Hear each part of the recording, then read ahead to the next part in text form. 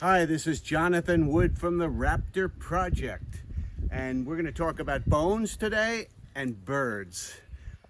Birds are actually vertebrates, animals that have a spinal cord, and they have bones.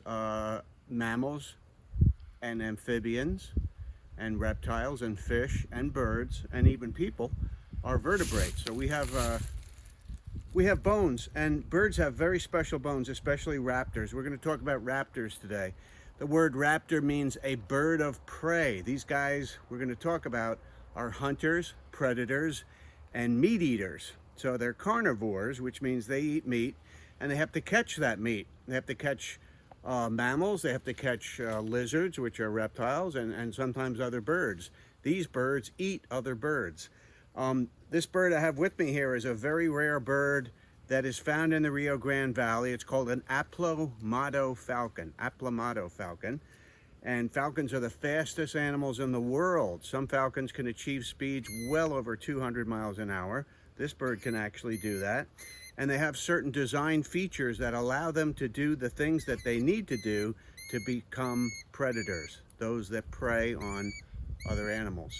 So we're going to talk about raptors.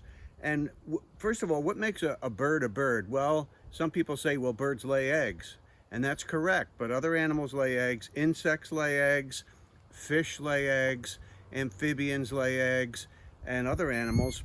So birds lay eggs, they do. But birds have something very special that no other animal has, and that is feathers. Feathers are what make a bird, whether it's a chicken, an ostrich, a slow-moving bird, or a fast-moving bird like a falcon. And this bird obviously has some very beautiful feathers.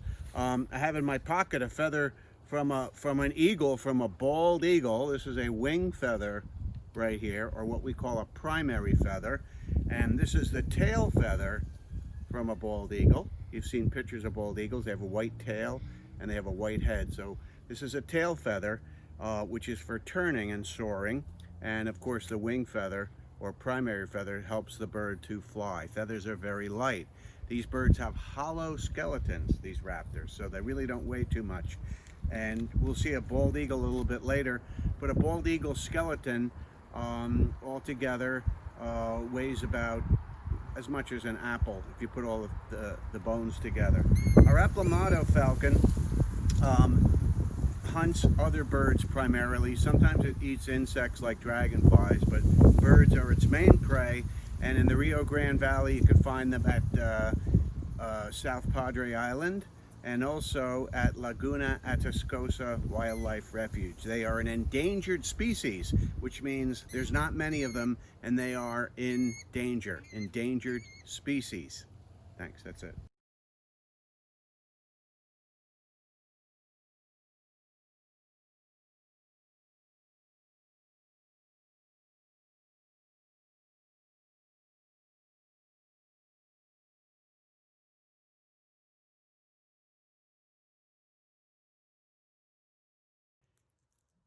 The black vulture is found in the Rio Grande Valley, eating dead animals or carrion.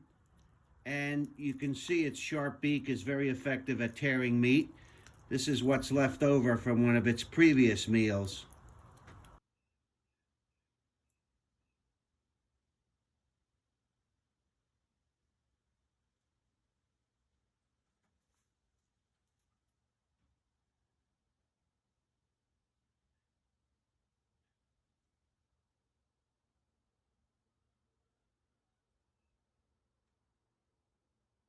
This is a Harris hawk, also found in the Rio Grande Valley.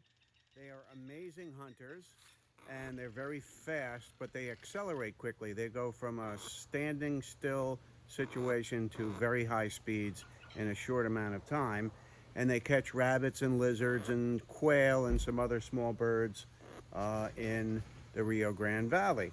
The Harris hawk actually has short wings, so it can't soar like an eagle or a vulture can, but it can flap those wings very quickly, and it's got a very long tail. We look at the tail on the back, and the tail is for turning. I'm just going to get a hold of that, okay?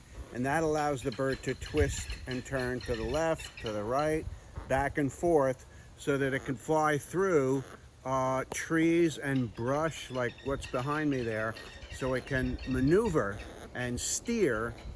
Just like a boat has a rudder, a bird has this rudder in the back. And of course they have short wings, like I told you, for accelerating.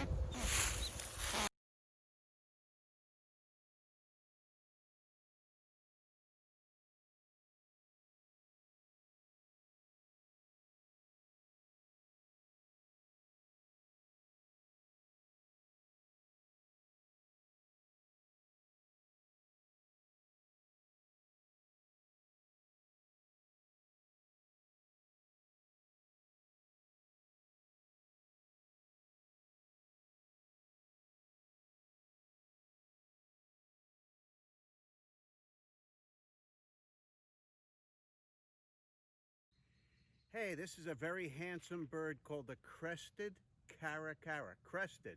Got sort of a crest on the top of its head. Some people call this bird a Mexican eagle.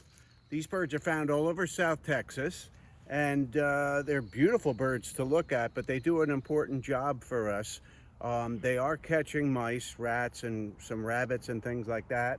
They catch lizards, but most of the time you'll see the caracara eating carrion.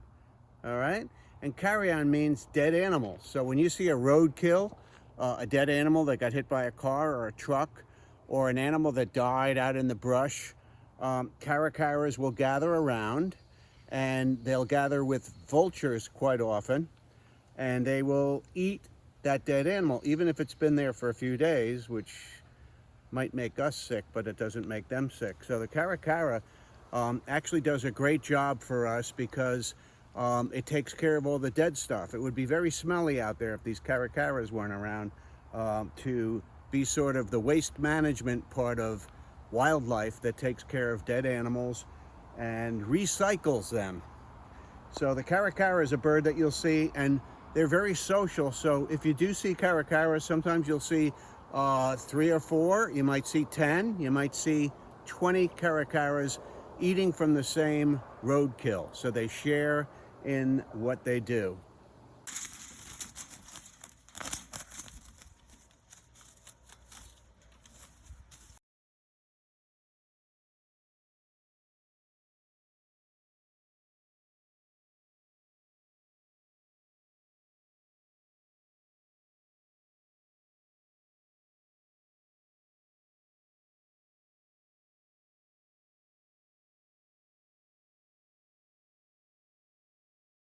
I'm with my friend, the great horned owl. This is an amazing predator that hunts in many different habitats. It can live in the Arctic, the desert, the prairie, the rainforest, and there's plenty of them in Texas.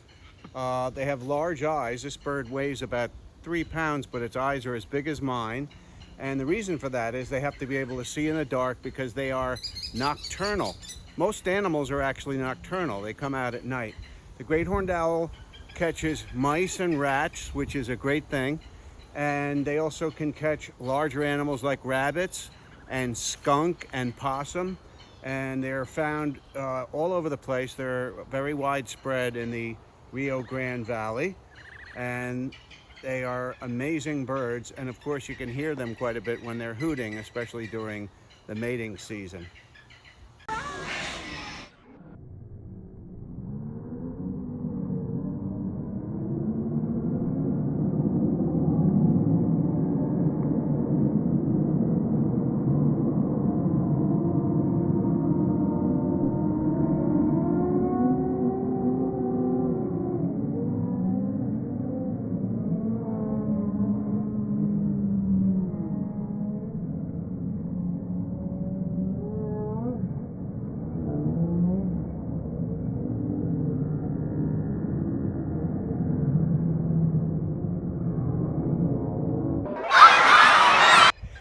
All right, we have a screech owl. Screech owls are actually found all over Texas, and they have excellent camouflage. You can see how this bird would blend in very, very nicely with this tree bark.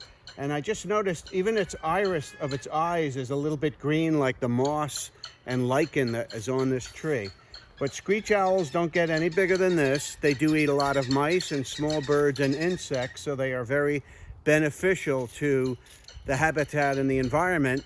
And screech owls are actually found at Quinta, Mazatlan in McAllen, Texas, and they nest there and live there. So this is a bird you may encounter. They're cute, but they do a great job for us.